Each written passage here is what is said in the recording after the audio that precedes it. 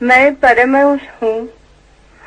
सन्यासी अंतिम स्थिति रूप चिन्ह वाले होते हैं, कामदेव को रोकने में पहरेदार जैसे होते हैं। साधक की यात्रा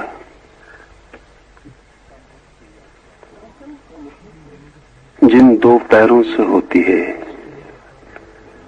उन दो पैरों की सूचना शांति पाठ के इस आखिरी हिस्से में। साधक का एक पैर तो है संकल्प और साधक का दूसरा पैर है समर्पण।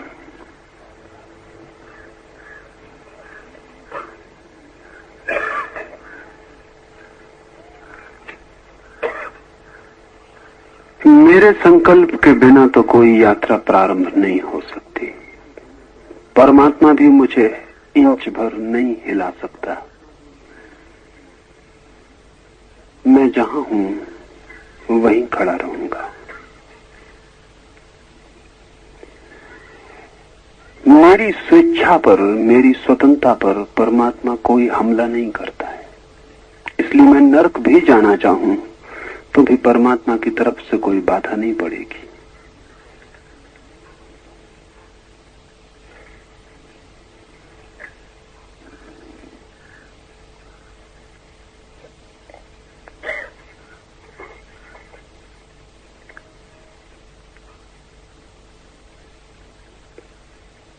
मेरा संकल्प प्राथमिक है। मैं कहां जाना चाहता हूं, क्या होना चाहता हूं, उसके लिए मेरे प्राणों की तत्परता जरूरी है, लेकिन वो भी काफी नहीं है। Not enough. मेरा सारा संकल्प भी हो तो भी काफी नहीं है। मेरे बिना संकल्प के 1 इंच यात्रा नहीं होगी, लेकिन मेरे संकल्प से ही यात्रा नहीं हो सकती। मात्र संकल्प से ही यात्रा नहीं हो सकती। मुझे उस परम शक्ति का सहारा भी खोजना होगा।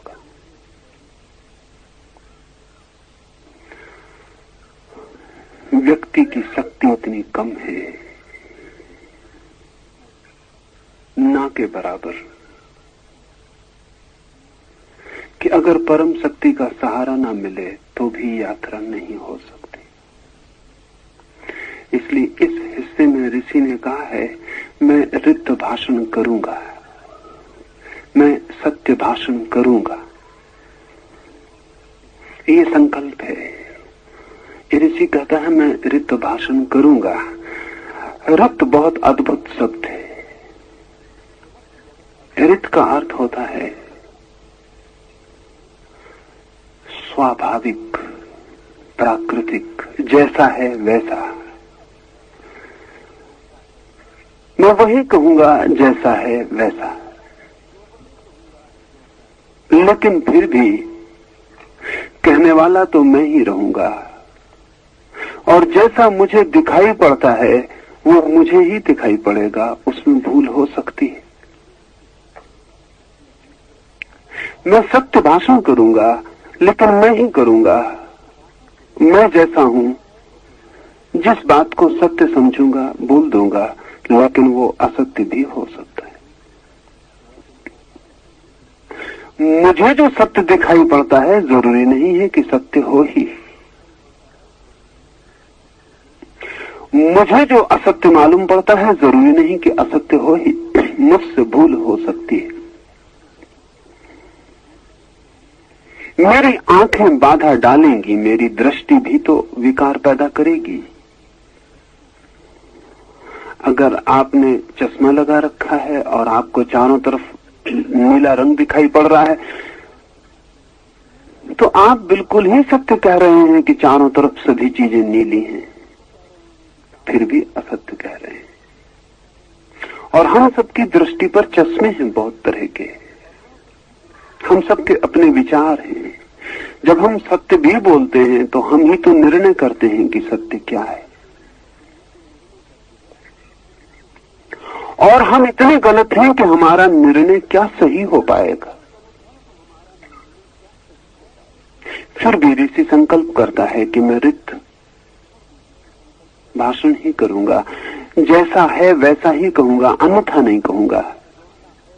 सत्य ही बोलूंगा, जो मुझे सत्य मालूम होगा वही मैं बोलूंगा। फिर भी मेरी रक्षा करो।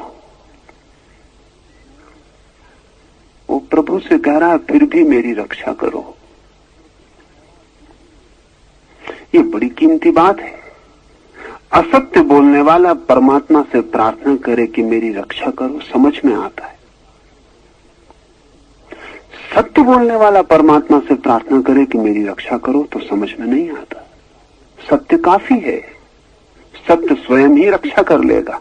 लेकिन ऋषि भली भांति जानता है कि आदमी का सत्य जरूरी नहीं कि परमात्मा का सत्य हो। आदमी इतना कमजोर, इतना विकार से भरा, इतना अंधेरे में पड़ा है कि वो जो देखेगा वो हो सकता है उसे सत्य मालूम पड़े और बिल्कुल असत्य हो। इसलिए सत्य मैं बोलूंगा, फिर भी मेरी रक्षा करो।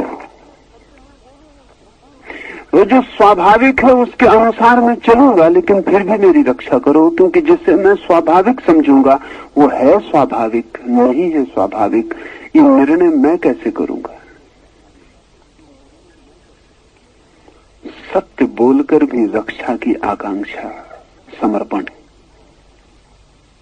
ऋत के अनुसार चल के भी रक्षा की आकांक्षा समर्पण है। ये ऋषि ये कह रहा है कि मैं सब कुछ भी करूं तो भी गलत हो सकता है, तुम्हारी रक्षा की जरूरत पड़ती ही रहेगी। इसमें दोहरी बातें हैं। घोषणा है अपनी तरफ से कि मैं सत्य बोलूंगा, और यह भी घोषणा है अपनी तरफ से कि मेरे सत्य के सत्य होने का भरोसा क्या है।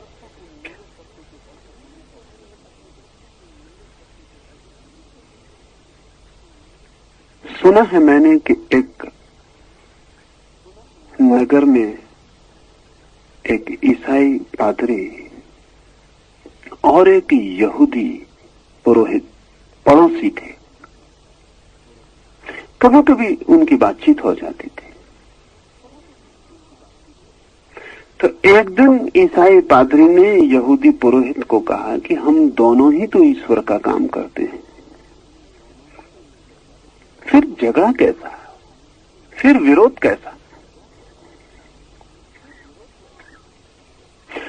मैं भी तो सत्य का ही काम करता हूं, तुम भी सत्य का काम करते हो, फिर विवाद क्या है?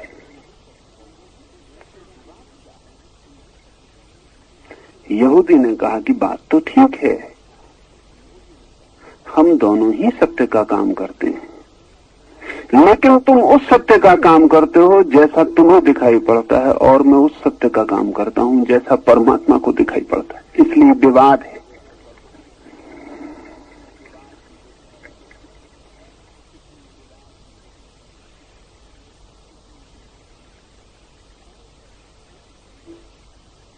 कौन तय करेगा कि कौन सा सत्य परमात्मा का सत्य है?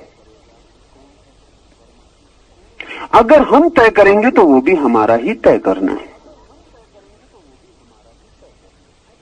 इसलिए महावीर जैसे व्यक्ति में, जिसने कि सत्य को पहला धर्म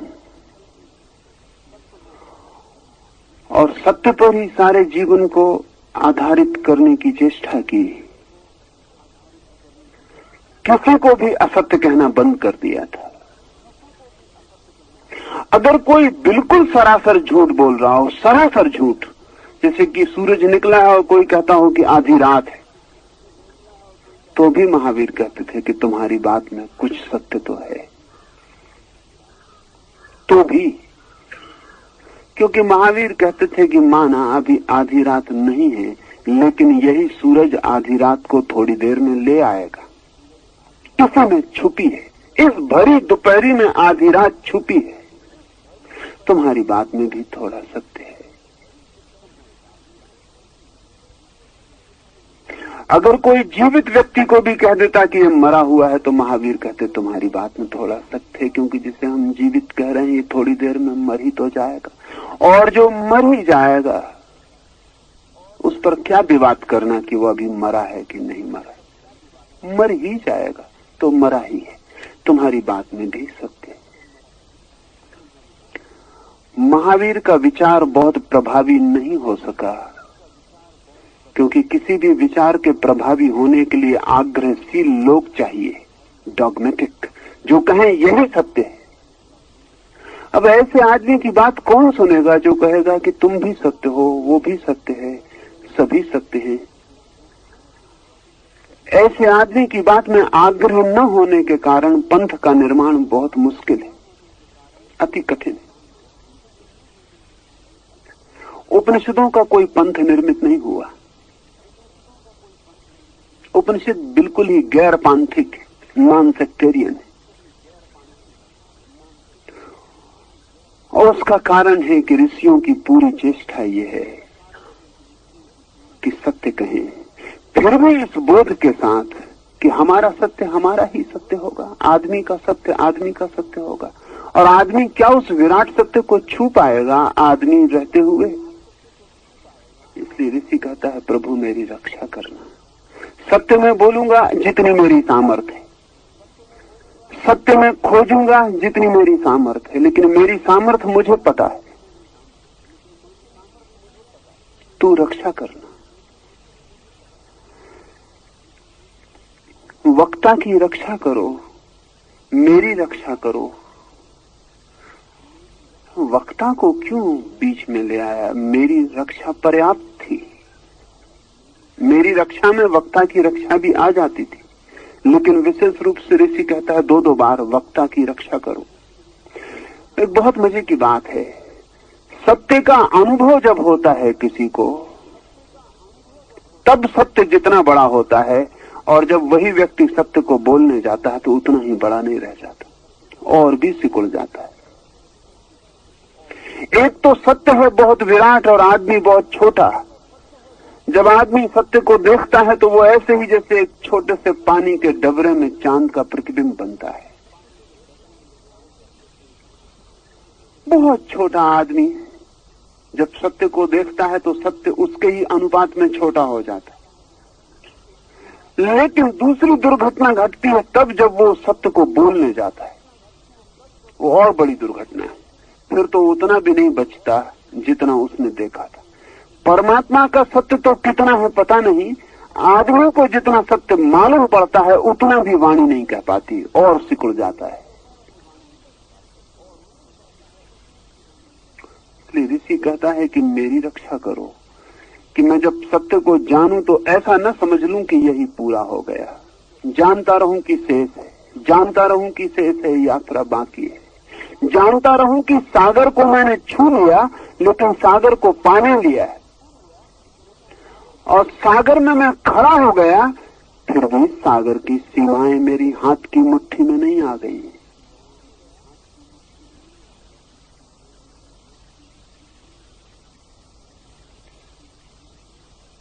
ये मैं जानता रहूं, और जब मैं कहने जाऊं, जब मैं बोलने जाऊं, तब मेरी और भी रक्षा करना, क्योंकि शब्द सत्य को जिस बुरी तरह विकृत करते हैं, कुछ और विकृत नहीं करता। उसका कारण है सब शब्द काम चलाओ है। सत्य को जब हम काम चलाओ शब्दों में प्रकट करते हैं, और कोई शब्द है भी नहीं, तो वो जो काम चलाओ दुनिया की दुर्गंध है, धूल है, वो सब सत्य के साथ जुड़ जाते। वो काम चलाओ शब्द हमारे ओंठों पे चल चल के वैसे ही घिस गए हैं जैसे सिक्के चल चल के घिस जाते। उन्हीं शब्दों में सत्य को कहना पड़ता, वो भी घिस जाता। फिर अनुभूति तो सदा ही गहन होती है, शब्द सदा छिछले होते हैं। बड़ी अनुभूतियां तो छोड़ दें, छोटी अनुभूतियां, आपके पैर में कांटा गड़ गया और पीड़ा हो रही है, लेकिन जब आप किसी को बताते हैं कि मेरे पैर में पीड़ा हो रही है, तो क्या आप पीड़ा को बता पाते? और जब आप ये कहते हैं मेरे पैर में पीड़ा हो रही, तो क्या वो आदमी समझ पाता है कि कैसी पीड़ा हो रही? हाँ, अगर उसके पैर में भी कांटा गड़ा हो तब तो बात और।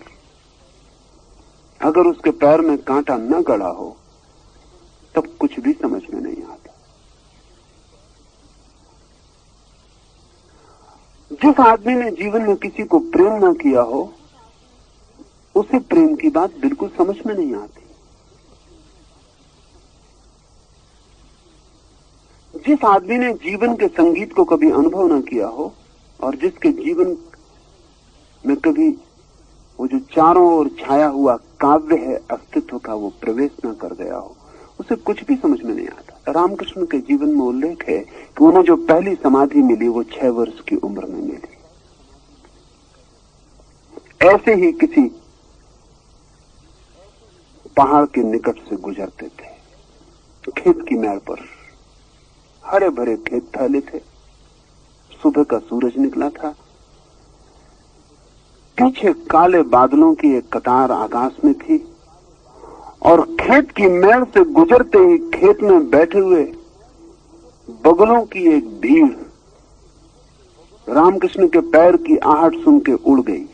एक पंक्तिबद्ध बगले उड़े, पीछे थे काले बादल, सुबह का सूरज, नीचे थी हरियाली और सफेद बगलों की पंक्ति का खिंच जाना उन काले बादलों की पृष्ठभूमि में। रामकृष्ण वहीं आंख बंद करके समाधिस्थ हो गए।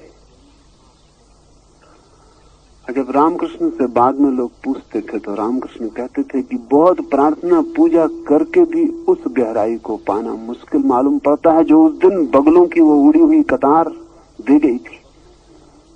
आप कहेंगे कि क्या बगलों की कतार से समाधि मिल सकती है? हमने भी बगुले देखे हैं, काले बादल देखे,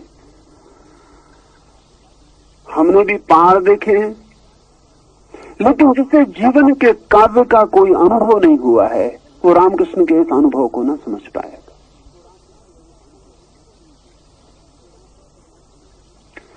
हमें जो अनुभव है वो हम समझ पाते हैं, शब्द उसकी सूचना दे पाते हैं। इसलिए जितना गहरा अनुभव होने लगता है उतनी ही कठिनाई शब्दों में होने लगती। और सत्य का अनुभव तो अंतिम है, अल्टीमेट है, आत्यंतिक है, आखिरी है। रत का अनुभव तो चरम। उस अनुभव को शब्द में कहने जब मैं जाऊं तब तुम मेरी रक्षा करना, ऋषि कहता है प्रभु से। लेकिन कौन कहता है कि कहने जाना? मत जाना। लेकिन एक कठिनाई है, जितना गहरा अनुभव हो उतनी ही तीव्रता से प्रकट होना चाहता है। उसके कारण सत्य का जब अनुभव होता है तो प्राण हृदय से प्रफुल्लित हो जाते, आनंद से प्रफुल्लित हो जाते। और आनंद का गुण है बंटने की इच्छा।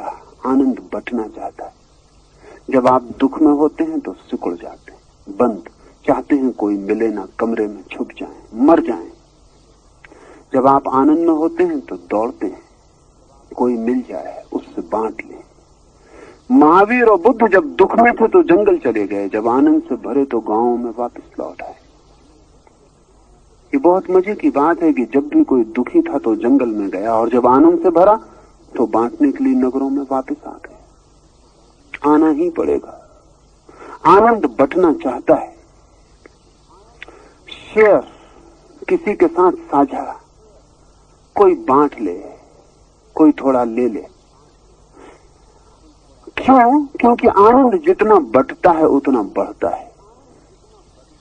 अगर आप अपने पूरे हृदय के आनंद को उलीच दें तो आप तत्काल पाएंगे उससे अनंत गुना आपके हृदय में फिर भर गया। कबीर ने कहा, दोनों हाथ उलीचिए। उलीचो, क्योंकि अनंत स्रोत के करीब आ गए हो। अब कितना ही उलीचो समाप्त नहीं होगा। आनंद तो आनंद है ही, उसका बांटना परम आनंद है।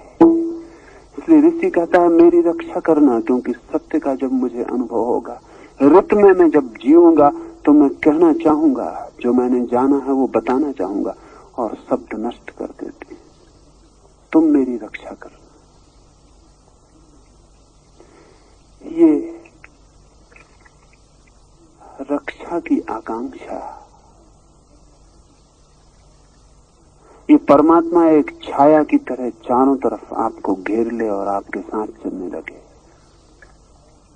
और जब आप सत्य बोले तब भी जान के बोले कि वह आपका सत्य है।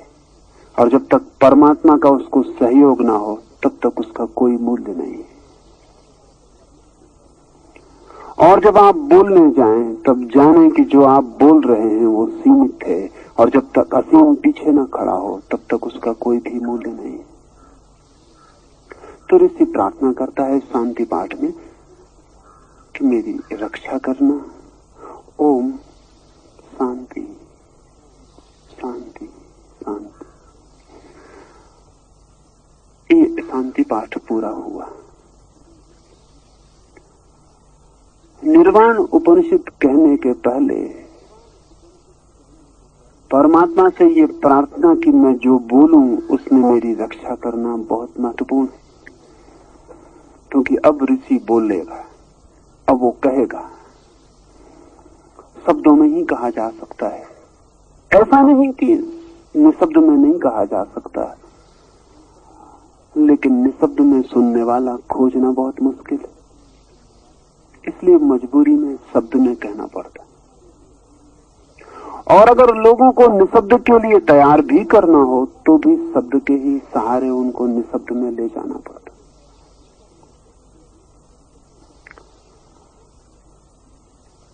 कठिन है, विपरीत मालूम होता है, लेकिन संभव है।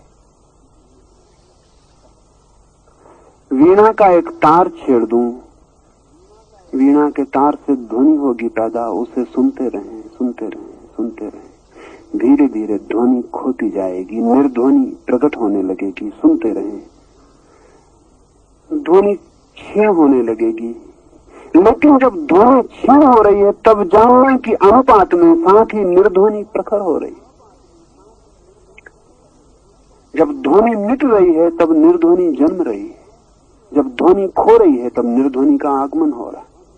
फिर थोड़ी देर में ध्वनि खो जाएगी, तब क्या शेष रह जाएगा। अगर कभी ध्वनि का पीछा किया है तो आपको पता चल जाएगा कि ध्वनि निर्ध्वनि में ले जाती है, शब्द निशब्द में ले जाती है, संसार मोक्ष में ले जाता है, अशांति भी शांति में ले जाने के लिए सेतु बन जाती, बीमारी भी सीढ़ी बन जाती है स्वास्थ्य के मंदिर तक पहुंचने के लिए। विपरीत का उपयोग करना है। पर उपनिषद की घोषणा करने के पहले, क्योंकि महत घोषणा ऋषि करेगा, जीवन में जो भी गहराइयां छुई हैं और ऊंचाइयों के दर्शन किए हैं, जीवन में जो भी स्वर्ण कलश देखे हैं सत्य के, ऋषि इस आने वाले शब्दों में उनकी घोषणा करेगा। वो परमात्मा से कहता है मेरी रक्षा करना। भूल चूक हो सकती, शब्द वो कह सकते हैं जो मैं नहीं कहना चाहता था, सुनने वाले वो सुन सकते हैं जो मैंने कहा नहीं था, समझने वाले वो समझ ले सकते हैं जो प्रयोजित ही नहीं था। मेरी रक्षा करना, क्योंकि कहीं सत्य कहने जाऊं और असत्य को कहने वाला ना बन जाऊं, कहीं सत्य को प्रकट करूं और असत्य को देने वाला ना बन जाऊं। चाहूं कि लोगों को आनंद बांट दूं और कहीं ऐसा ना हो कि उनकी झोलियों में दुख पहुंच जाए। मेरी रक्षा करना।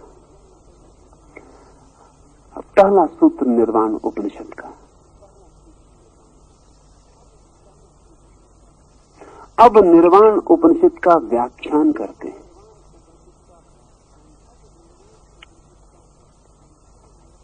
ऋषि कहता है अब उसकी चर्चा करते हैं, जिसकी चर्चा कठिन। अब उसकी व्याख्या में लगते हैं जो अव्याख्य, जो नहीं कहा जा सकता उसे अब कहने चलते हैं, जो सिर्फ जाना ही जा सकता है और जिया ही जा सकता है उसे भी अब शब्द देते हैं। बुद्ध के पास कोई जाता था तो बुद्ध बहुत से प्रश्नों के उत्तर में कह देते थे अव्याख्य और चुप हो जाते थे। वो कह देते थे नहीं, इसकी व्याख्या नहीं होगी।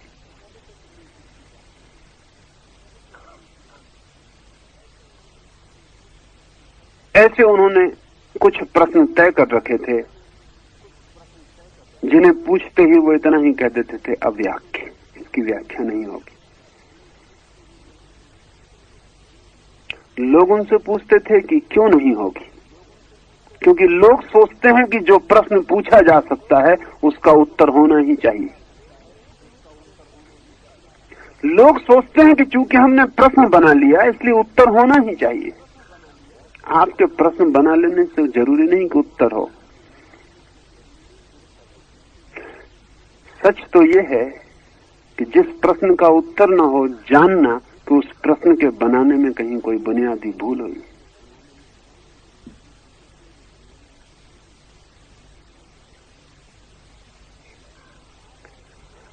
लेकिन भाषा ऐसी भ्रांति पैदा कर सकती है कि प्रश्न बिल्कुल रिलेवेंट है, संगत है। अब कोई आदमी पूछ सकता है कि सूरज की किरण का स्वाद कैसा है। प्रश्न में क्या गलती है? प्रश्न बिल्कुल ठीक है।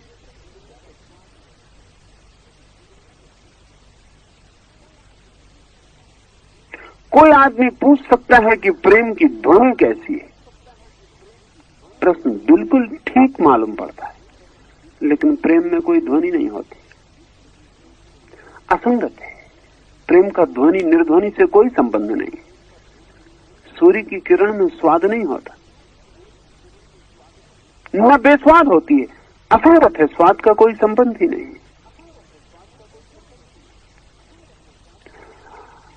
मेटाफिजिक्स, दर्शन शास्त्र बहुत से फिजूल प्रश्न पूछता है, इसलिए तो दर्शन शास्त्र किसी प्रश्न का हल नहीं निकाल पाता। मगर प्रश्न भाषा में मालूम पड़ता है, बिल्कुल ठीक। एक आदमी पूछ लेता है इस जगत को किसने बनाया, बिल्कुल ठीक। सवाल बिल्कुल ठीक मालूम पड़ता है, सवाल में क्या गलती, लेकिन एकदम गलत है। गलत क्यों है? गलत इसलिए है कि बनाने का सवाल उठाना ही एक ऐसा सवाल उठाना है जिसको कोई भी जवाब हल न कर पाएगा। क्योंकि अगर हम कहें परमात्मा ने बनाया तो सवाल परमात्मा के पीछे खड़ा हो जाएगा कि परमात्मा को किसने बनाया। अगर हम और कोई नंबर 2 का परमात्मा खोजें तो सवाल उसके पीछे खड़ा हो जाएगा, इस नंबर 2 के परमात्मा को किसने बनाया। यह सवाल किसी भी जवाब के पीछे खड़ा हो जाएगा।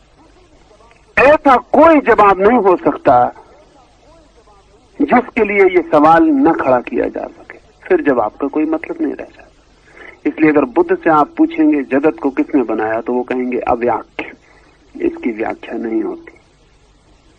इसलिए नहीं कि बुद्ध को व्याख्या का पता नहीं है, बल्कि इसलिए कि आप एक गलत सवाल पूछ रहे हैं, और गलत सवाल का जवाब जब भी दिया जाएगा वो सवाल का जवाब उतना ही गलत होगा जितना सवाल था। और हम बहुत गलत सवाल पूछते हैं, और हमारे बीच पूछने वालों से भी ज्यादा गलत जवाब देने वाले लोग मौजूद हैं। वो तैयार ही हैं कि आप पूछो और वो दें। और जमीन गलत जवाबों से बहुत परेशान है, बहुत पीड़ित है।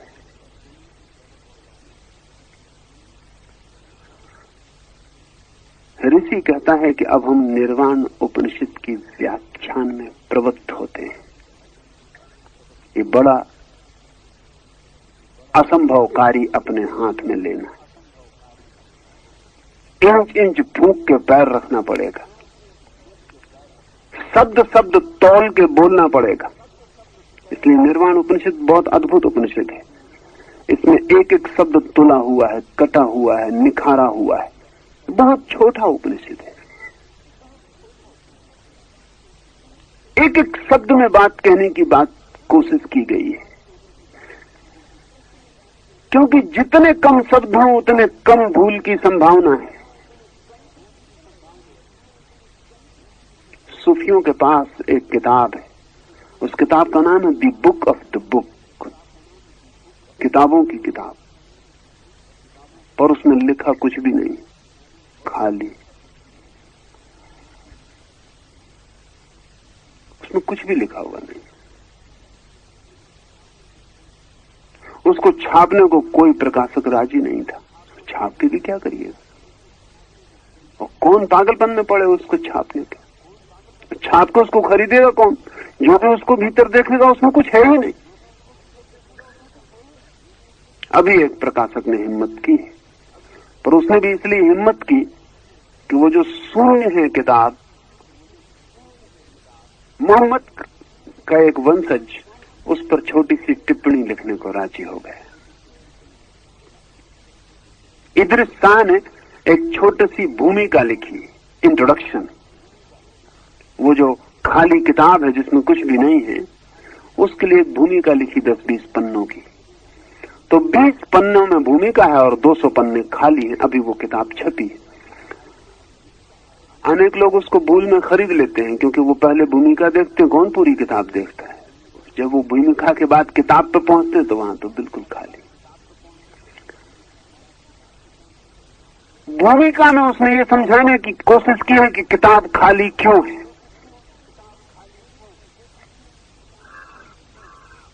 लेकिन मैं मानता हूं कि इदरिस शाह ने अन्याय किया। 500-700 साल से हिम्मतवर लोग उसे खाली रखे थे, उसको थोड़ा भरा।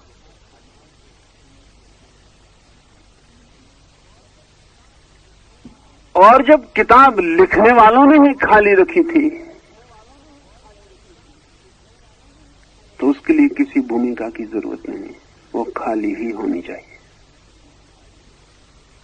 लेकिन छापने को कोई राजी नहीं था, पढ़ने को भी कोई राजी नहीं होता, इसलिए बेचारे इदरिस शाह को गलत काम करना पड़ा। एक अर्थ में तो ऋषि गलत काम करने जा रहा है, इसलिए परमात्मा से रक्षा मांगता है। गलत ये है कि जो शब्द में नहीं कहा जा सकता उसको वो शब्द में कहेगा। ऋषि का बस चले तो किताब को खाली छोड़ दे, लेकिन तब वो आपके काम की ना होगी, क्योंकि खाली किताब को पढ़ना बड़ी कठिन बात है। और जो खाली किताब को पढ़ने में समर्थ हो जाता है, फिर उसे और कोई किताब पढ़ने की इस दुनिया में जरूरत नहीं रह जाती। ऋषि कहता है व्याख्यान शुरू करते हैं, व्याख्या शुरू करते हैं निर्वाण उपनिषद की। इसमें एक और बात छिपी है। इसमें यह बात छिपी है कि ऋषि निर्वाण उपनिषद नहीं लिख रहा है, सिर्फ निर्वाण उपनिषद का व्याख्यान कर रहा है। ये बहुत और अद्भुत मामला है। इसका मतलब यह हुआ कि निर्वाण उपनिषद तो शाश्वत है, वो तो सदा से चल रहा है, ऋषि सिर्फ व्याख्या करते हैं।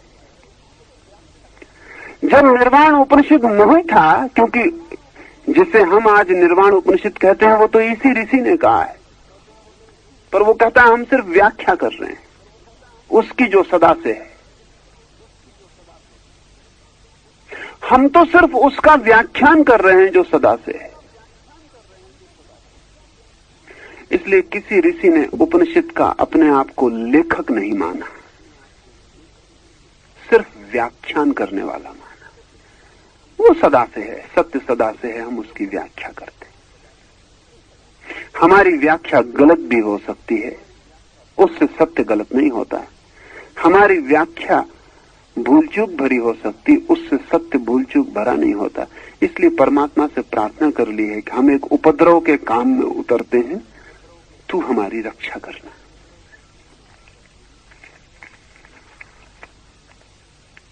इतना विनम्र जो व्यक्ति है, इतनी ह्यूमिलिटी है जहां वो एक पहले ही सूत्र में जो घोषणा करता है वो बहुत अद्भुत है। वो कहता है मैं परमहंस हूं, परमहंसा सोहम। जो इतना विनम्र है कि सत्य बोलने में भी कहता है परमात्मा मेरी रक्षा करना। जो इतना विनम्र है कि इस उपनिषद को रचता है और कहता है कि हम सिर्फ व्याख्यान कर रहे हैं उस उपनिषद पर जो सदा से है, वो पहली ही घोषणा में कहता है मैं परमहंस हूं। बड़ा विपरीत मालूम पड़ेगा, लेकिन ध्यान रहे जो इतने विनम्र हैं वे ही इतनी स्पष्ट घोषणा कर सकते हैं। विनम्रता ही कह सकती है अपनी गहराइयों में कि मैं परमात्मा हूं, नहीं तो नहीं। अहंकार कभी हिम्मत नहीं जुटा सकता कहने की कि मैं परमात्मा हूं। ये बहुत मजे की बात है। अहंकार कभी हिम्मत नहीं जुटा सकता कहने की कि मैं परमात्मा हूं।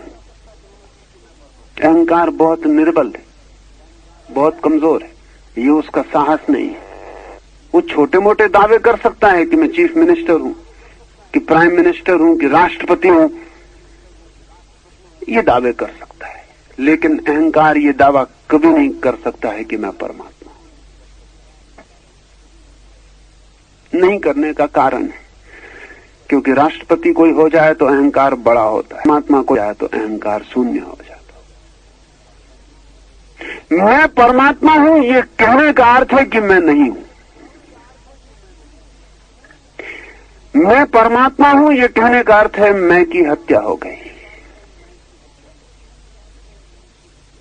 इस पृथ्वी पर सर्वाधिक अहंकारपूर्ण दिखने वाली घोषणाएं, दिखने वाली जस्ट इन अपीयरेंस, उन लोगों ने की हैं जो बिल्कुल विनम्र थे, जिनके जीवन में अस्मिता थी ही नहीं। कृष्ण कह सकते हैं अर्जुन से, सर्वधर्मान परित्यज मामेकम शरणम व्रज, सब छोड़ मेरे चरणों में आ। ये कोई अहंकारी नहीं कह सकता। अहंकारी कोशिश यही करता है कि सब छोड़ और मेरे चरणों में आ, लेकिन ये कह नहीं सकता। अहंकार होशियार है, वो जानता है कि अगर अपने अहंकार को प्रगाढ़ करना हो तो छिपाओ, बचाओ। अगर अपने अहंकार को बड़ा करना हो तो दूसरे के अहंकार को चोट मत पहुंचाओ, परसुएट करो, दूसरे के अहंकार को राजी करो। कृष्ण जैसा निरअहंकारी ही कह सकता है सब छोड़ के मेरे चरणों में आ जा। ये उपनिषद का ऋषि कहता है मैं परमहंस हूं। ये पहली घोषणा निर्वाण उपनिषद की। क्या अर्थ है परमहंस होने का? ये पारिभाषिक शब्द है। हंस के साथ एक मैथोलॉजी, एक मिथ, एक पुराण कथा चलती है कि वो दूध और पानी को अलग अलग करने में समर्थ है या नहीं, इससे कोई प्रयोजन नहीं है। ये शाब्दिक, ये शब्द हंस अर्थ रखता है कि जो दूध और पानी को अलग करने में समर्थ है। और परमहंस उसे कहते रहे हैं जो सार और असार को अलग करने में समर्थ है।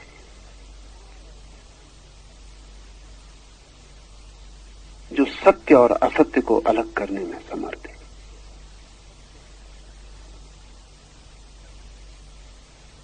तो ऋषि कहता है मैं परमहंस हूं। मैं वही हूं जो सार और असार को अलग करने में समर्थ है।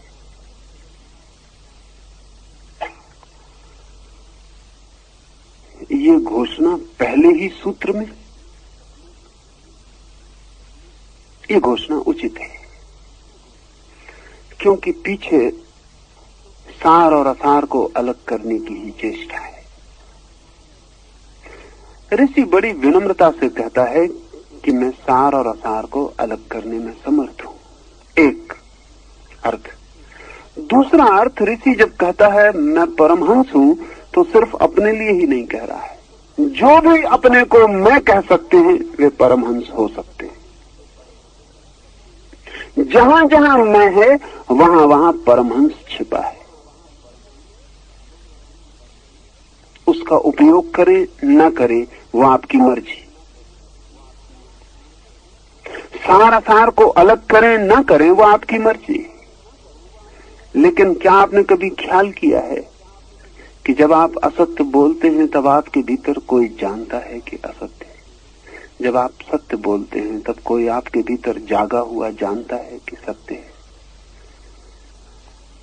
कभी आपने ख्याल किया है कि भीतर किसी बिंदु पर आप चीजों के बीच फासले को सदा जानते हैं। बात और कि अपने को धोखा दे लेते हैं, बात और कि अपने को समझा लेते हैं, बात और की आदत बना लेते हैं भ्रांति की।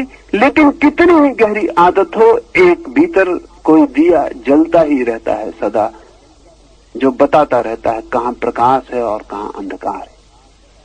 उस दिए का नाम परमहंस है। वो सबके भीतर है।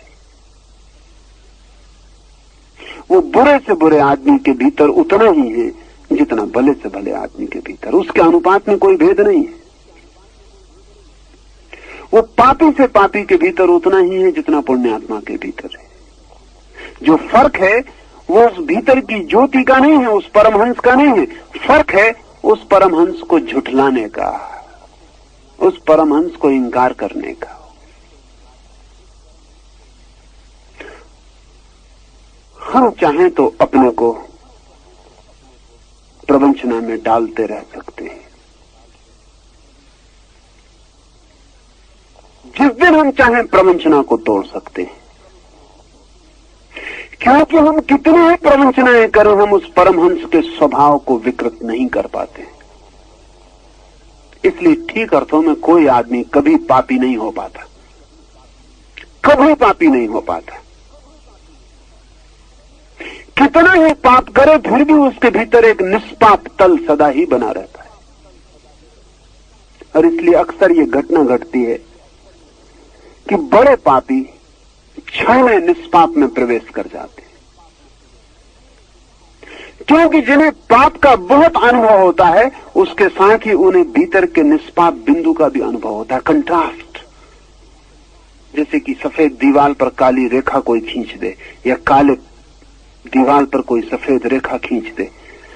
पापी को अपने भीतर के निष्पाप बिंदु का बड़ा गहरा अनुभव होता है, साफ दिखाई पड़ता है।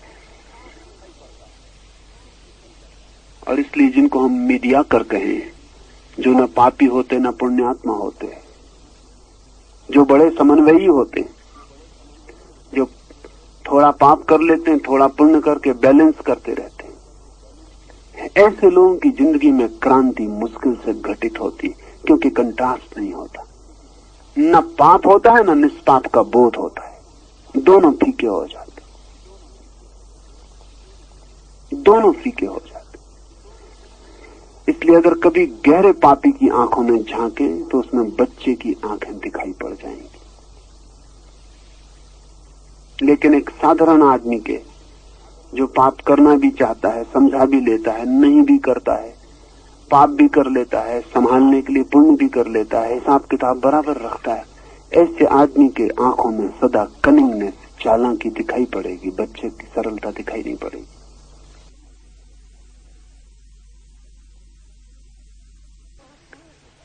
वो नष्ट नहीं होता,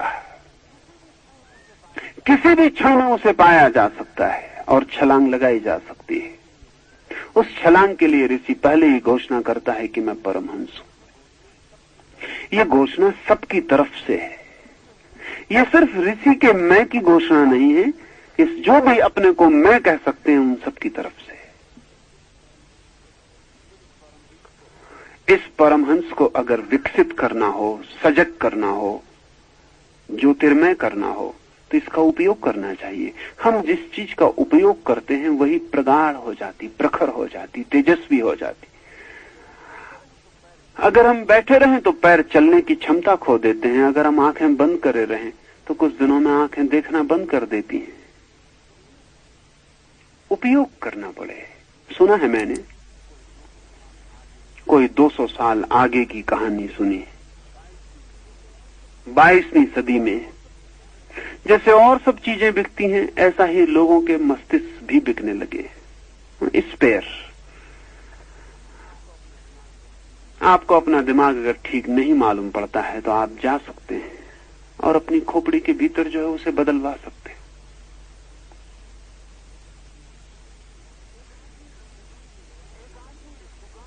एक आदमी एक दुकान में गया है जहां मस्तिष्क बिकते हैं, अनेक तरह के मस्तिष्क। दुकानदार ने उसे मस्तिष्क दिखाया, उसने कहा कि ये वैज्ञानिक का मस्तिष्क है, 5000 रुपए इसके दाम होंगे।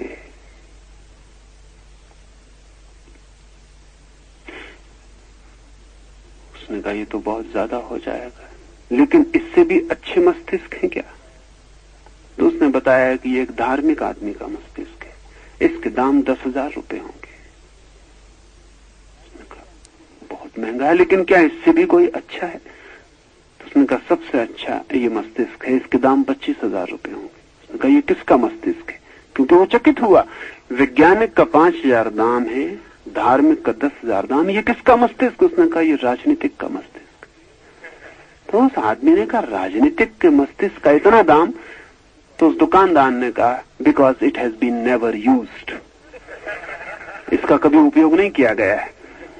राजनीतिक को दिमाग के उपयोग करने की जरूरत भी क्या है? कि बिल्कुल फ्रेश, इसमें कुछ कभी इसका उपयोग नहीं हुआ, एक मील भी नहीं चला, बिल्कुल ताजा है, इसलिए इसके दाम ज्यादा है।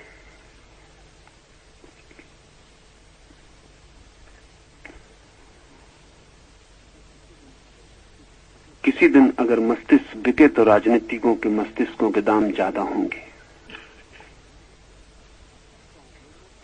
जिस चीज का उपयोग न किया जाए बंद पड़ जाती। अगर एक घड़ी की गारंटी 10 साल चलने की हो, आप चलाएं ही ना तो 100 साल चल सकती मतलब चलाएं ही ना।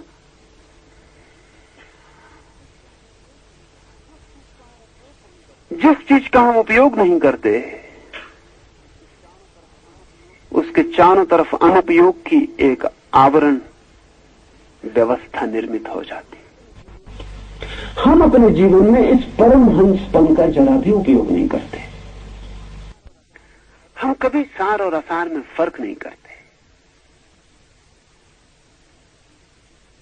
धीरे धीरे धीरे धीरे धीरे हम भूल ही जाते हैं कि हमारे भीतर वो बैठा है जो जहर और अमृत को अलग कर सकता है। ध्यान रहे, हम जहर को चूहे इसीलिए पाते हैं क्योंकि वो जो अलग करने वाला है करीब करीब निष्क्रिय पड़ा है, नहीं तो जहर को कोई चुन न पाए। अगर आपको दिखाई पड़ जाए कि सार क्या है और असार क्या है, तो क्या सार को चुन सकिएगा? असार को चुन सकिएगा? सार को छोड़ सकिएगा? दिख गया तो बात समाप्त हो गई। इसलिए सुकरात कहता था ज्ञान ही क्रांति है, ज्ञान ही आचरण है। अगर दिखने लगा कि ये पत्थर है, हीरा नहीं, तो उसको कैसे ढोइएगा? अगर समझ में आ गया कि ये नकली सिक्का है, असली नहीं, तो इसको तिजोरी में संभाल के कैसे रखिएगा? तिजोरी में तभी तक संभाल के रख सकते हैं जब तक वो असली मालूम पड़ता रहे। जिंदगी की सारी बुराई, जिंदगी की सारी भूल हमारे भीतर के वो जो परमहंस का सोया होना है वही है। एक बार उसका आविर्भाव हो जाए तो गलत को छोड़ना नहीं पड़ता, गलत को जान लेना कि वो गलत है, गलत का छूट जाना हो जाता है। सही को पकड़ना नहीं पड़ता, सही का सही दिखाई पड़ जाना सही का पकड़ना हो जाता है। गलत को कोई पकड़ ही नहीं सकता, वो असंभव है। अगर गलत को भी पकड़ना हो तो उसमें सही की भ्रांति पैदा करनी पड़ती है।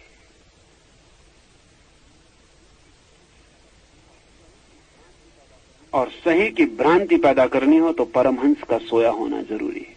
तो ऋषि कहता है मैं परमहंस हूं। इससे घोषणा से काम शुरू करता है। निश्चित ही ये पहला सूत्र होना चाहिए, ये पहला सूत्र होना चाहिए आध्यात्मिक ज्यामिति का कि मैं परमहंस हूं, क्योंकि फिर सार और असार में फर्क किया जा सकेगा, भेद किया जा सकेगा। दूसरे सूत्र में ऋषि कहता है सन्यासी अंतिम स्थिति रूप चिन्ह वाले होते हैं। मैं परमहंस हूं। सन्यासी कौन है? सन्यासी वो है जो परमहंस के अंतिम चिन्ह वाला होता है। परमहंस के अंतिम चिन्ह क्या है? परमहंस का पहला चिन्ह क्या है? परमहंस का पहला चिन्ह है सार और असार में भेद। परमहंस का अंतिम चिन्ह है भेद भी नहीं, जीना। परमहंस का पहला चिन्ह है सार और असार के भेद का अभ्यास। परमहंस का अंतिम चिन्ह है अभ्यास भी नहीं। साधारण साधक जब यात्रा शुरू करता है तो उस बात को करने की कोशिश करता है जो ठीक है, उसको छोड़ने की कोशिश करता है जो ठीक नहीं है। लेकिन साधक जब सिद्ध हो जाता तब हम ऐसा नहीं कह सकते कि सिद्ध जो गलत है उसको नहीं करता और जो सही है उसको करता है।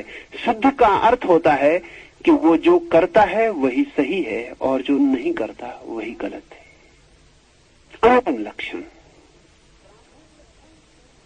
प्राथमिक लक्षण, जो सही है वो हम करेंगे, जो गलत है वो ना करेंगे। अंतिम लक्षण, हम जो करेंगे वही सही है, हम जो नहीं करेंगे वही गलत है। सन्यासी परमहंस के अंतिम लक्षण वाले होते। वे वही करते, वे वही कर पाते, वही उनका स्वभाव हो जाता जो सही है।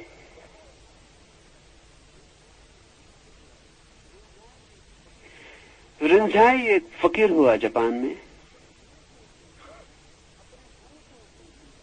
अपने गुरु से उसने पूछा कि सही क्या है, गलत क्या है, तो उसके गुरु ने कहा, मैं जो करता हूं उसका ठीक से निरीक्षण कर।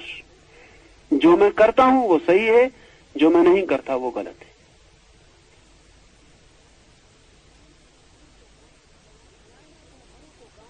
रिंझाई ने अपने गुरु को कहा कि क्या आपसे कभी गलती नहीं होती? गुरु ने कहा, अगर मैं होता तो गलती हो सकती थी। वो आदमी अब न रहा जिससे गलती हो सकती थी। मैं बचा नहीं जिससे गलती हो सकती थी। कौन करेगा गलती? मैं हूं नहीं। और अगर तुम सोचते हो कि परमात्मा गलती कर सकता है तो फिर गलती ही सही है।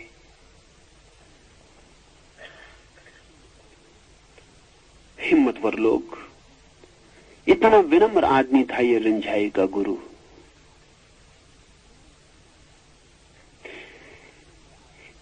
इतना विनम्र आदमी था कि जापान का सम्राट उत्सुक था किसी को गुरु बनाने के लिए, तो उसने न मालूम कितने साधु सन्यासियों को बुलाया, लेकिन कोई उसे जचा नहीं। फिर उसने बड़ी खोज की तो किसी ने उसे कहा कि एक ही आदमी है रिंझाई का गुरु। ध्यान रहे, रिंझाई के गुरु का कोई नाम नहीं था, इसलिए मैं बार बार कह रहा हूं रिंझाई का गुरु। नाम नहीं था इस आदमी का, और वो आदमी कहता है कि मैं जो करता हूं वही सही और मैं जो नहीं करता वही गलत। तो कहा कि एक आदमी है लेकिन उसका नाम नहीं है, इसलिए उसको बुलाइएगा कैसे? और वो दरबार में आने को राजी होगा, कुछ कहा नहीं जा सकता। कभी तो वो झोपड़ी में जाने को भी राजी हो जाता है, कभी वो राजमहल में भी जाने को राजी नहीं होता। वो हवा पानी की तरह है, उसका कोई भरोसा नहीं कि वो किस तरफ बहने लगे। आपको ही जाना पड़ेगा।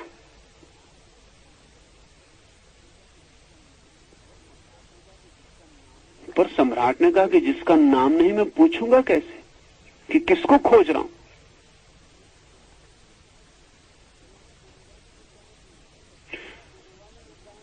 तो सलाह देने वाले ने कहा कि है कठिनाई, लेकिन आप यही पूछते हुए खोजना कि मैं उसको खोज रहा हूं जिसको खोजना बहुत मुश्किल है।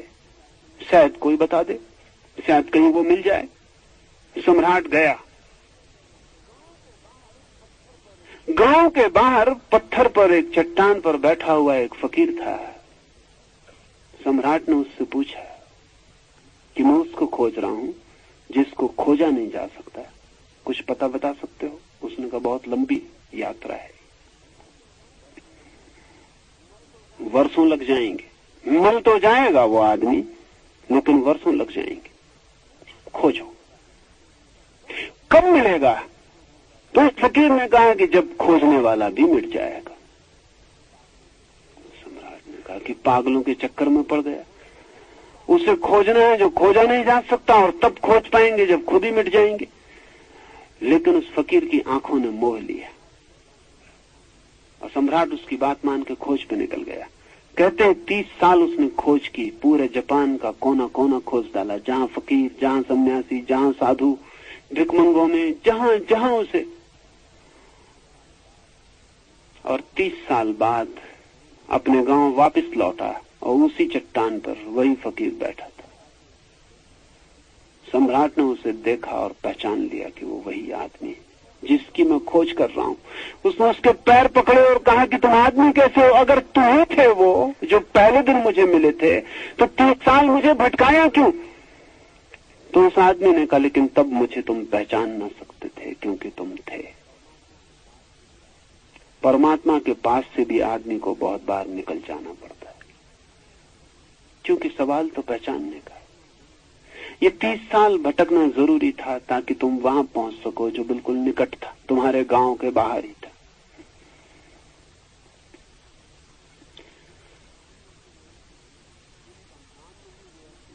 जिनका नाम नहीं वो ऐसी घोषणा कर सकते हैं, जो इतने विनम्र हैं कि मिट गए, वो ऐसी घोषणा कर सकते हैं। ऋषि कहता है परमहंस का अंतिम लक्षण क्या है? अंतिम चिन्ह यही है कि वे जो करते हैं वही सही है और वे जो नहीं करते हैं वही गलत है। ये बहुत खतरनाक वक्तव्य है, टू डेंजरस। और इसलिए जब उपनिषदों का अनुवाद पश्चिम में पहली बार हुआ तो पश्चिम के विचारकों ने कहा कि इनको पश्चिम में लाना खतरनाक है, डेंजरस। इनमें बहुत एक्सप्लोसिव, इनमें बहुत बारूद छिपी है, वो बारूद आपको आगे ख्याल में आएगी। तीसरे सूत्र में ऋषि कहता है कामदेव को रोकने में वे पहरेदार जैसे होते हैं। वासना को रोकने में, काम को रोकने में वे पहरेदार जैसे होते। क्या मतलब है इसका? बुद्ध कहते थे कि अगर घर का मालिक जगा हो तो चोर उसके घर में आने की हिम्मत नहीं जुटाते। घर में अगर दिया जला हो और प्रकाश हो तो चोर उस घर से बच के चलते हैं। घर के द्वार पर अगर पहरेदार बैठा हो तो चोर फिर उस घर में प्रवेश पाने की अनुमति तो मांगने नहीं आते। चोर तो वहां प्रवेश करते हैं जहां पहरेदार नहीं है, जहां घर का मालिक सोया है और अंधेरा है।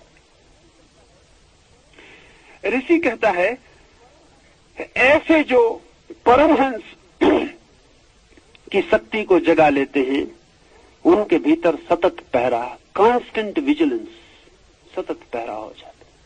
उनके भीतर वासना प्रवेश नहीं करती, उनके भीतर कामना प्रवेश नहीं करती, उनके भीतर तृष्णा को रास्ता नहीं रह जाता।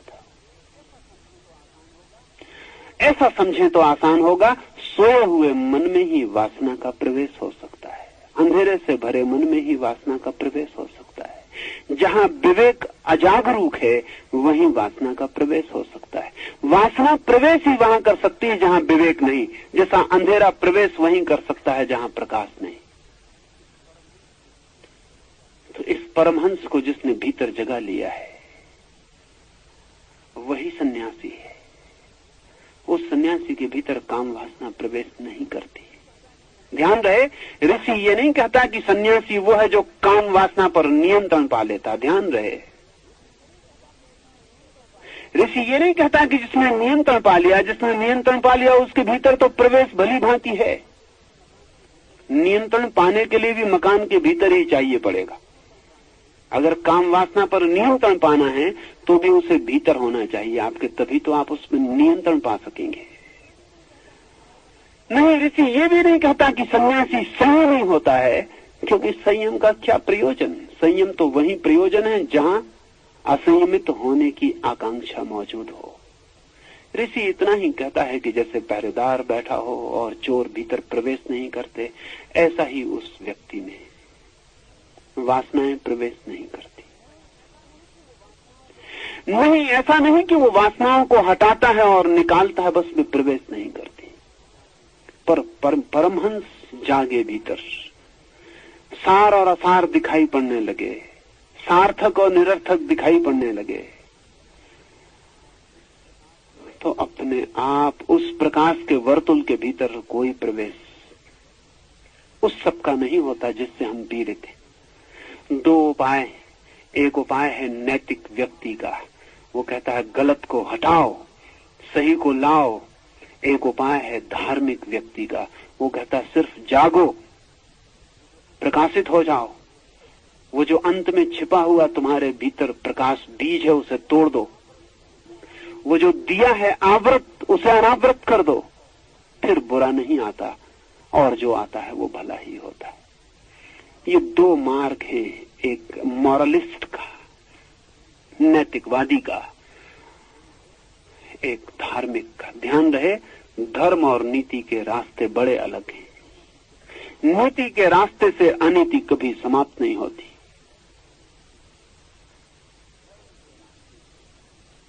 धर्म के रास्ते से अनीति का कोई पता ही नहीं चलता।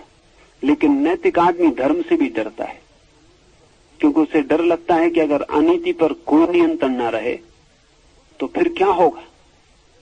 उसे पता ही नहीं है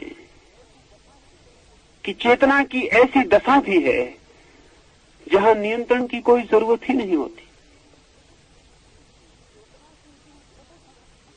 चेतना की इतनी प्रबुद्ध स्थिति भी है जहां विकार सामने आने की हिम्मत ही नहीं करते।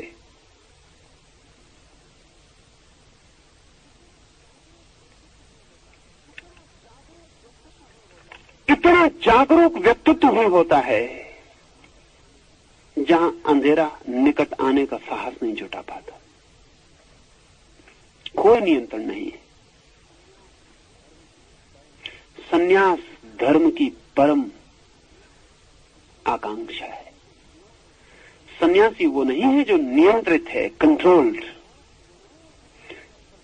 सन्यासी वो नहीं है जिसने कि अपने ऊपर संयम थोप लिया। सन्यासी वो है जो इतना जागा कि संयम व्यर्थ हो गया, नियंत्रण की कोई जरूरत ना रही। ये ठीक से समझ लें, क्योंकि आगे के सूत्र बहुत ही क्रांतिकारी हैं और इसको समझेंगे तो ही ख्याल में आ सकेंगे। इसको ठीक से समझ लें, अन्यथा आगे के सूत्र कठिन हो जाएंगे। इसलिए उपनिषदों ने नीति की कोई बात नहीं की। ईसाइयों के पास 10 कमांडमेंट्स और ईसाई बड़े गौरव से कह सकते हैं कि तुम्हारे उपनिषदों के पास एक भी कमांडमेंट नहीं, एक भी आदेश नहीं। 10 उनके पास सूत्र हैं। चोरी मत करो, व्यभिचार मत करो, झूठ मत बोलो, सूत्र है।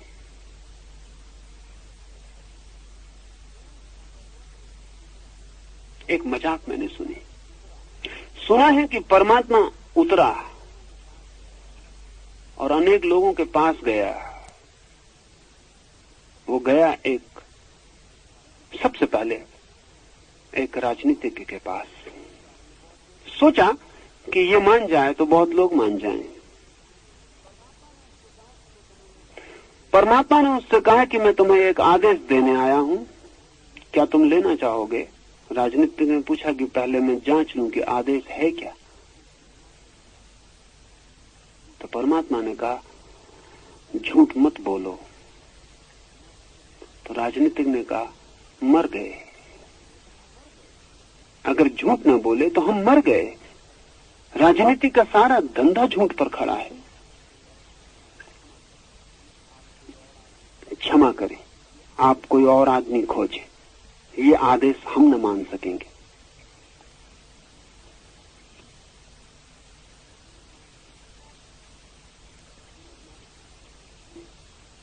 परमात्मा पुरोहित के पास गया,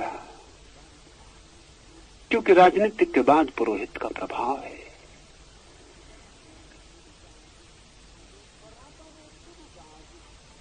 परमात्मा ने उससे भी कहा कि आदेश में तुम्हें कुछ देने आया हूं। उसने कहा कौन सा आदेश? परमात्मा ने कहा पहला आदेश झूठ मत बोलो। पुरोहित ने कहा कि अगर हम झूठ ना बोले तो ये सारे मंदिर, मस्जिद, ये गुर्जे, गुरुद्वारे, ये सब गिर जाएं। हमें खुद ही पता नहीं है कि तुम हो, फिर भी हम कहते रहते हैं कि तुम हो। हमें खुद ही पता नहीं है कि कोई मोक्ष है, फिर भी हम समझाते रहते हैं कि मोक्ष है और लोगों जाओ। हमें खुद ही पता नहीं कि पाप का कोई दुष्फल मिलता है, लेकिन हम लोगों को समझाते रहते हैं कि पाप का दुष्फल मिलता है और पीछे के दरवाजे से हम पाप किए चले जाते हैं। नहीं, ये ना हो सकेगा, ये तो हमारा पुरोहित का सारा धंधा ही गिर जाएगा। तो पुरोहित का धंधा ही झूठ पर खड़ा है, और जो पुरोहित जितनी हिम्मत से झूठ बोल सकता है उतना धंधा ठीक चलता है। हमारे धंधे में पुरोहित ने कहा कि झूठ और सच में एक ही फर्क है, हिम्मत से बोलने का। क्षमा करें, हम आपकी पूजा प्रार्थना करते रह सकते, लेकिन ये काम अगर हमने किया तो बड़ी गड़बड़ हो जाएगी। ऐसा ईश्वर बहुत लोगों के पास भटका, वो व्यापारी के पास गया, वो वकील के पास गया, उसने बहुत धंधों के लोगों से सलाह ली, कोई राजी ना हुआ। कहते हैं फिर उसने मोजेस के पास गया, यहूदियों का जो प्रोफेट है मोजेस, मूसा के पास गया। यहूदियों के संबंध में आपको एक बात ख्याल दे दूं तो समझ में आ जाएगा। यहूदी खरीदने बेचने की भाषा में सोचते हैं, व्यापारी हैं, पक्के व्यापारी हैं।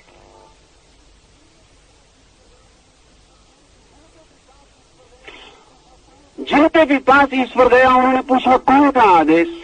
जब मूसा के पास गया, यहूदी मूसा के पास गया ईश्वर, और उसने कहा कि मैं कुछ आदेश तुम्हें देना चाहता हूं। मूसा ने पूछा कितने दाम होंगे, how much it will cast.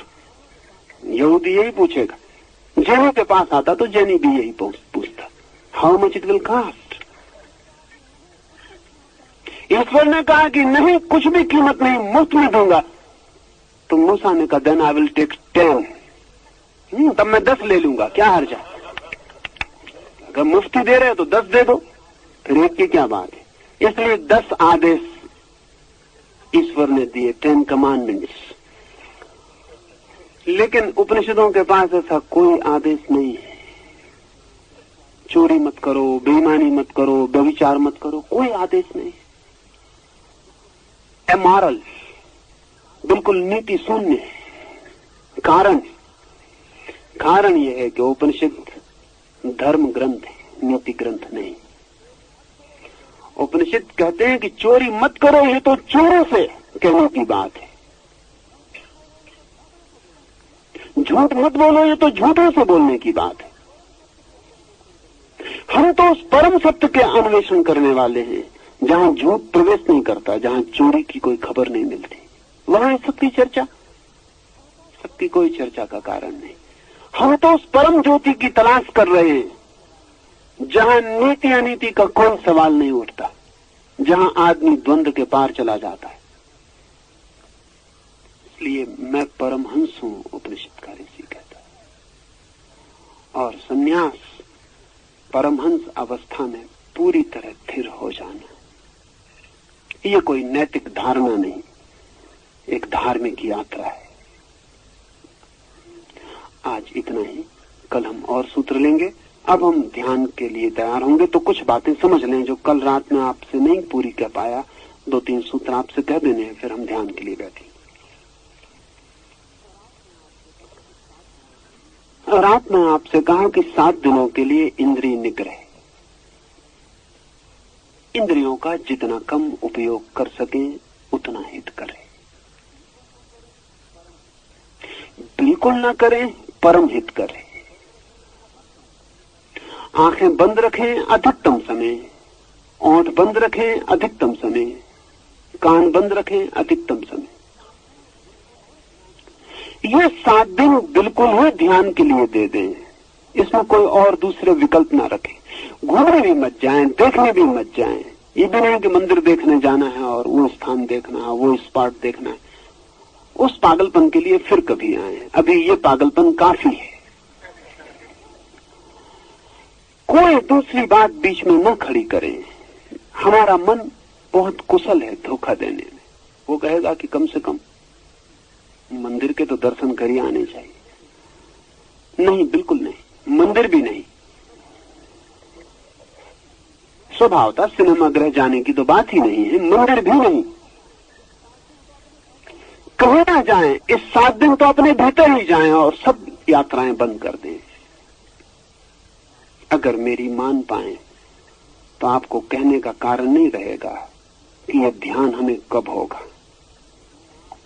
अगर मेरी ना माने तो जुम्मा आपका है। मेरे पास आके मत कहें कभी भी कि मुझे ध्यान नहीं होता। ध्यान तो होगा ही, ये तो वैज्ञानिक नियम की बात है। दो दो आप जोड़ेंगे तो चार हो ही जाएंगे, लेकिन दो और दो ही ना जोड़ें और फिर चिल्लाते फिरें कि चार नहीं होते हैं, तो इसमें फिर किसी का कसूर नहीं। इंद्रिय निग्रह पर पूरा ख्याल रखें। एक इंच भर भी व्यर्थ अपव्यय न हो शक्ति का, तो 7 दिन में इतनी शक्ति इकट्ठी हो जाएगी कि हम उसका उपयोग कर लेंगे। उस शक्ति पर ही आपको बिठा के अंतर यात्रा पर निकाल देंगे। भोजन भी कम से कम लें, क्योंकि भोजन के पचाने में हमारी ऊर्जा अधिकतम व्यय होती है। कम से कम लें, इतना लें कि आपको पता ही ना चले कि आपने भोजन लिया। बस इतना ख्याल रखें। भोजन के बाद ऐसा ना लगे कि भोजन ले लिया है, इतना भोजन ले, बस इसको ही सूत्र माने। तो भोजन पचाने में ज्यादा आपकी शक्ति ना लगे। ध्यान रहे कि जब भी भोजन पचता है तो मस्तिष्क की सारी ऊर्जा पेट पर चली जाती है। इसलिए तो भोजन के बाद नींद आती है, क्योंकि मस्तिष्क की ऊर्जा नीचे उतर जाती है। और यहां तो हमें ध्यान का प्रयोग करना है, तो सारी ऊर्जा को मस्तिष्क की तरफ ले जाना, वहीं से द्वार खुलना है। इसलिए कम से कम भोजन, ध्यान रखें उसका। तीसरी बात, जितनी शक्ति आपके भीतर हो उसमें इंच भर भी कृपणता ना करें लगाने में। अगर उसमें कृपणता करेंगे तो कई दफा ऐसा होता है कि आपने बिल्कुल लगा दी और जरा सी बचा ली, वो जो जितनी लगाई वो बेकार हो जाएगी, वो जो जरा सी बचाई उसकी वजह से। सवाल ये नहीं आप कितना लगाते हैं, सवाल ये है कि आप पूरा लगाते हैं या नहीं। समझ लें ऐसा कि एक आदमी के पास केवल 10 मात्रा की शक्ति है और एक आदमी के पास 100 मात्रा की शक्ति है। अगर 100 मात्रा की शक्ति वाले ने 99 मात्रा लगाई और 10 वाले ने पूरी 10 लगा दी, तो 10 वाला प्रवेश कर जाएगा और 99 वाला पीछे छूट जाएगा। आप ये नहीं कह सकते कि मैंने 99 लगाई और उसने 10 लगाई। सवाल ये नहीं, टोटल जितनी है आपके पास उतनी लगा दें। कितनी है इसकी मैं पूछता नहीं, जितनी है उतनी लगा दें। एक बात ध्यान रखें, भीतर की जब ध्यान में लगा रहे हो ताकत, तो ख्याल रखें कुछ भी बचाया नहीं, कुछ भी। निश्चित ही बिल्कुल पागल हो जाना पड़ेगा, पागल हुए बिना कोई रास्ता नहीं। लेकिन एक मजा है कि जब कोई आदमी स्वेच्छा से पागल होता है तो कम से कम पागल की हालत होती है, और जब कोई आदमी मजबूरी में पागल होता है, पागल हो जाता है, तब ज्यादा से ज्यादा पागल की हालत होती है। जब आप अपनी मौत से पागल होते हैं तो आप कम से कम पागल होते हैं, क्योंकि भीतर का विवेक पूरा जागा रहता है। और अगर आप अपनी मर्जी से पागल होने को राजी नहीं, तो किसी दिन आप पागल हो सकते हैं, लेकिन तब गैर मर्जी से होंगे। उस वक्त आपके हाथ के बाहर होगी बात। ध्यान में जो गुजरेगा पूरे पागलपन से, उसकी जिंदगी में पागलपन कभी नहीं आ सकता। और जो ध्यान के पागलपन से गुजरने की हिम्मत नहीं जुटाता, वो कभी भी पागल हो सकता है। पागल है, कम बेस मात्रा का फर्क होगा। तो तीसरी बात, पूरी शक्ति लगा देनी है। यहां सुबह जो ध्यान होगा उसके 3 चरण हैं प्रयोग के, और चौथा चरण विश्राम का, 4 चरण है। पहले 10 मिनट में आप आंख पे पट्टी बांध लेंगे, कान में रुई डाल देंगे। 10 मिनट में श्वास लेनी है, इतने जोर से श्वास लेनी है कि पूरे शरीर की ऊर्जा, एनर्जी श्वास की चोट से जग जाए। श्वास का हथौड़ी की तरह उपयोग करना है और भीतर चोट पहुंचानी है, भस्त्रिका जैसा। कोई नियमबद्ध नहीं, तेज श्वास लेनी छोड़नी, लेनी छोड़नी। 10 मिनट बिल्कुल श्वास के साथ दौड़ना, भीतर बाहर भीतर बाहर।